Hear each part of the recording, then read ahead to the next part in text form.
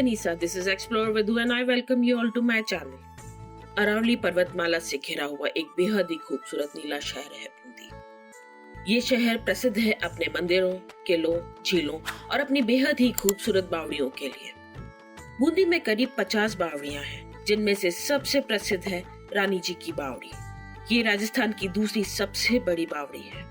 रानी जी की बावड़ी एक मध्यकालीन स्थापत्य कला का चमत्कार है, जो बेहद बारीक कलाकारी को प्रदर्शित करता है। रानी जी की बावड़ी की सौंदर्यपूर्ण वास्तुकला राजस्थानी राजपूतों की अडिग राजशाही को दर्शाती है। ये इस बात का प्रमाण है कि राजपूत कला और संस्कृति के संरक्षक थे। 17वीं शताब्दी में बनी ये रानी की बावड़ी यूरोपियन और इस्लामिक प्रभाव से अप्रभावित शुद्ध भारतीय वास्तुकला में रची बसी हुई है। बूंदी शहर के व्यस्ततम बाजार के बीचों बीच स्थित ये बावड़ी राजपूती स्थापत्य कला का बेजोड़ नमूना है। इसी वजह से ये सभी बावड़ियों में सर्वश्रेष्ठ मानी गई है। रानी जी की बावड़ी का निर्माण 17वीं शताब्दी में अकाल से जूझ रहे बूंदी शहर को पानी उपलब्ध कराने के लिए करवाया गया था। मध्यकाल में गांव में विभिन्न सामाजिक कार्य जैसे कि शादी, जन्म या मरण के समय किए जाने वाले कई तरह के संस्कार जैसे कि स्नान, ध्यान, शुद्धि, पूजन आदि के लिए आवश्यक पानी की पूर्ति इसी बावड़ी से की जाती थी। स्थानीय मान्यताओं और त्योहारों में हाड़ौती क्षेत्र में स्त्रियों द्वारा कुओं या किसी भी पानी के स्रोत को पूजा जाता है। हिंदू धर्म में इन सभी में जल देवता का निवास माना गया है। ऐसे किसी भी खास अवसर पर स्थानीय महिलाएं इस बावड़ी पर ही सभी तरीके के रीति रिवाजों को पूरा करने के लिए आया करती थी। बूंदी में आने जाने वाले राहगीर भी अक्सर यहाँ रुककर पानी पीकर विश्राम किया करते थे।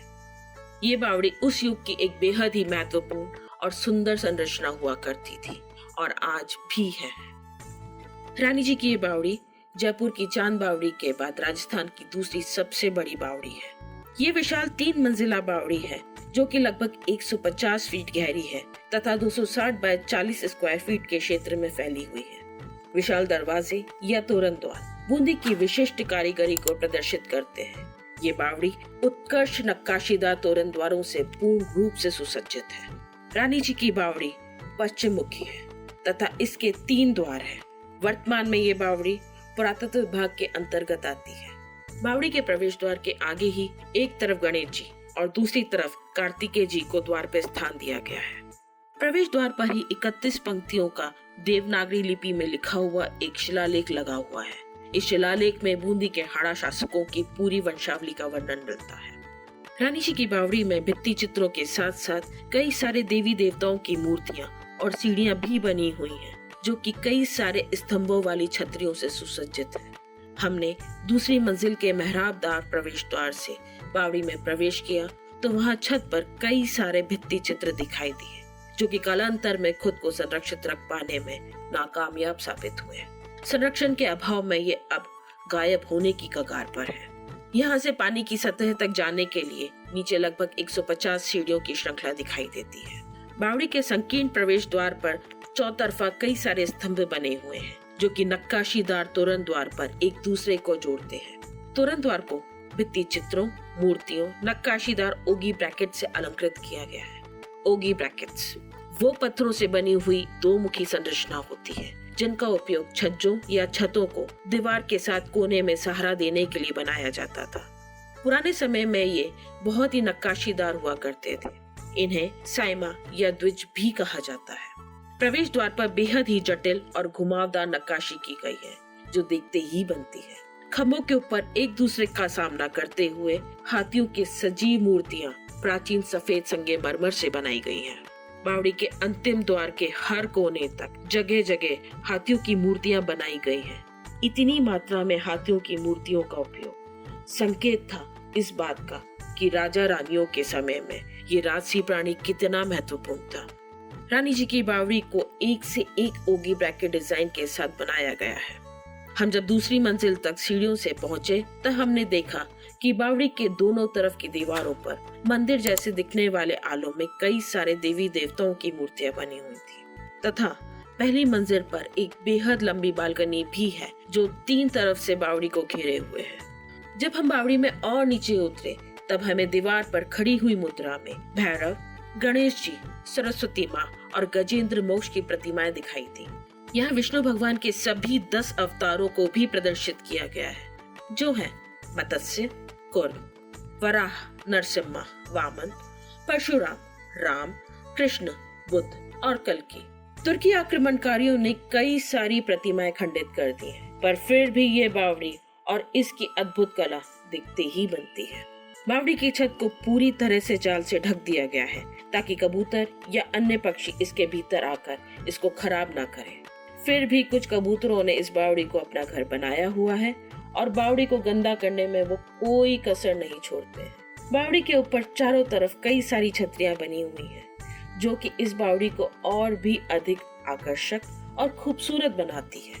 इतिहासकारों के अनुसार बूंदी के 15वें महाराव थे राजा अनिरुद्ध सिंह जी, पर राजा अनिरुद्ध की पहली रानी राज्य को कोई उत्तराधिकारी देने में सक्षम नहीं थी। पहली रानी की कभी कोई संतान हुई ही नहीं। राज्य को उत्तराधिकारी देने के लिए राजा अनिरुद्ध ने नमाना के सोलंकी परिवार की राजकुमारी नाथावती से दूसरा विवाह किया। कुछ समय के बाद रानी नाथावती ने एक पुत्र को जन्म दिया, जिनका नाम था राव बुद्ध देव सिंह जी, जो कि राजा अनिरुद्ध के बाद बूंदी के राजा हुए। बड़ी रानी को नाथावती से ईर्ष्या थी, क्योंकि उनकी खुद की कोई संतान नहीं थी और नाथावती ने राज्य को उत्तराधिकारी दिया था। बड़ी रानी के कहने पर बुद्ध सिंह जी के लालन पालन की जिम्मेदारी नाथावती जी से छीनकर बड़ी रानी को दे दी गई। अपने बच्चे से अलग होने का दुख रानी सहन नहीं कर पा रही थी। यही वह समय था जब बूंदी में एक भयंकर अकाल पड़ा। रानी नाथावती ने अपने दुख से उबरने के लिए अपना जीवन आम जनता की सेवा में अर्पित कर दिया। 17वीं शताब्दी की शुरुआत में उन्होंने इस बावड़ी का निर्माण करवाया और इसे आम जनता को समर्पित कर दिया। तब से ही ये बावड़ी रानी जी की बावड़ी के नाम से जानी जाती है। बूंदी का दिल माने जाने वाली ये रानी जी की बावड़ी इंजीनियरिंग और शिल्प कौशल के प्रमाण के रूप में आज भी खड़ी हुई है। इसकी विस्तृत वास्तुकला दूर दूर से पर्यटकों को आकर्षित करती रही है, लेकिन इसकी शांत सतह के नीचे छुपे हुए रहस्यों के बारे में बहुत कम लोग जानते हैं। किंवदंती है कि सदियों पहले इस बावड़ी पर एक अभिशाप आया था। ये तब की बात है जब अपने ही लोगों से धोखा खाकर एक रानी इस बावड़ी की गहराइयों में खुद के लिए सांत्वना, शांति और सुकून तलाश कर रही थी। ऐसा कहा जाता है कि उसकी आत्मा न्याय के लिए तरसती रही। एक चांदनी रात में कुछ एडवेंचर की तलाश में निकले हुए लड़के इस बावड़ी से जुड़ी कहानियों को सुनकर उनकी सत्यता को परखने के लिए इसकी सीढ़ियों से नीचे उतरते चले गए। जैसे जैसे वे नीचे तल तक पहुंचते गए, हवा में एक अजीब सी सुगंध और भारीपन आने लगा। उन्हें आसपास किसी की उपस्थिति अनुभव होने लगी। उन लड़कों के पास रोशनी के नाम पर सिर्फ एक फ्लैशलाइट थी और उस अंधेरी बावड़ी में फ्लैशलाइट की वो धीमी रोशनी माहौल को और भी डरावना बना रही थी। अचानक उस अंधेरी गहरी बावड़ी के निचले तल पर एक धीमी सी आवाज गूंज उठी। सीढ़ियों पे खड़े उन लड़कों को लगा जैसे वह उस सदियों पुराने दर्द को उस रानी के साथ महसूस कर पा रहे हों। डर के मारे उन लड़कों ने वहां से भागने की कोशिश की, पर जैसे किसी अदृश्य शक्ति ने उनको वहां जड़ कर दिया। बावड़ी का नीला स्वच्छ पानी अचानक से काला पड़ने लगा, जैसे कि वह रानी के दर्द की गहराइयों को प्रतिबिंबित कर रहा हो। ऐसा लग रहा था जैसे कि कई सालों पहले मरे हुए लोगों के विभत्स चेहरे हर तरफ से उन्हें घूर रहे थे। वहां हर तरफ से भयंकर फुसफुसाहटों की आवाजें आने लगी। सभी लड़के डर के मारे कांपने लगे और बावड़ी का तापमान तेजी से कम होने लगा। उस घने अंधेरे और ठंड में किसी अनजान चीज की मौजूदगी का एहसास हो रहा था। तभी जैसे हवा से कई सारे चेहरे और लोग उनके सामने आने लगे। ये वो लोग थे जिन्होंने रानी के खिलाफ षड्यंत्र किया था और रानी के श्राप से अभिशप्त थे। डर से कांपते हुए उन लड़कों ने एक बार फिर से वहां से भागने की कोशिश की और सीढ़ियां चढ़ते हुए ऊपर की ओर जाने की कोशिश करने लगे, पर सीढ़ियां चढ़ते समय हर सीढ़ी उन्हें पहली वाली से भारी लग रही थी। तभी वहां चारों तरफ रानी के दर्द से भरी चीखें गूंजने लगी। हर तरफ से परछाइयां आकर उन लोगों से जैसे किसी प्रतिशोध को लेने के लिए टकराने लगी। गिरते पड़ते जब वो लोग सतह तक पहुंचे, तब अचानक बावड़ी का अशांत पानी एक जोर की आवाज के साथ शांत हो गया। वो भयानक माहौल भी अचानक से शांत हो गया। सारी परछाइयां इस तरह से हवा में घुल गईं जैसे वो वहां कभी थी ही नहीं। उस रात से स्थानीय लोग रानी जी की बावड़ी के आसपास अजीब घटनाओं के बारे में बात करने लगे। कुछ लोगों ने रातों में तेज हवा के साथ चीखें सुनने का दावा किया, जबकि अन्य लोगों ने बावड़ी की सीढ़ियों पर कुछ अजीब आकृतियों को देखने का दावा भी किया। वक्त के साथ ये घटना और कहानियां दोनों धुंधली होती चली गई। बावड़ी के चारों ओर दीवार बना दी गई और छत को मजबूत जाल से ढक दिया गया और आम जनता ने इस बावड़ी की ओर जाना बंद कर दिया। ये घटना कितनी वास्तविक है, इसकी सत्यता को मैं प्रमाणित नहीं करती, पर आज भी जिन्हें रानी के इतिहास के बारे में पता है वे इस बावड़ी में जाकर महसूस कर सकते हैं। ये बावड़ी बेहद खूबसूरत है। ये बावड़ी बूंदी की ऐतिहासिक और सांस्कृतिक विरासत की पूर्ण झलक देती है। पारंपरिक वास्तुकला और जल प्रबंधन में बावड़ियों के महत्व को भी दर्शाती है। इसके अलावा हजारों पर्यटकों के आकर्षण का केंद्र भी बनी रहती है। आप भी कभी बूंदी जाएं तो इस बावड़ी को देखना ना भूलिएगा। ये आपको आश्चर्यचकित करने में कोई कमी नहीं छोड़ेगी।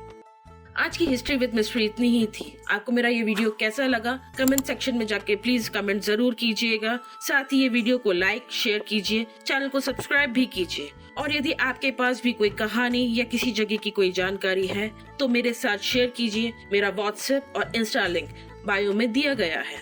और ऐसे ही कई सारे वीडियोस के लिए बने रहिए मेरे साथ।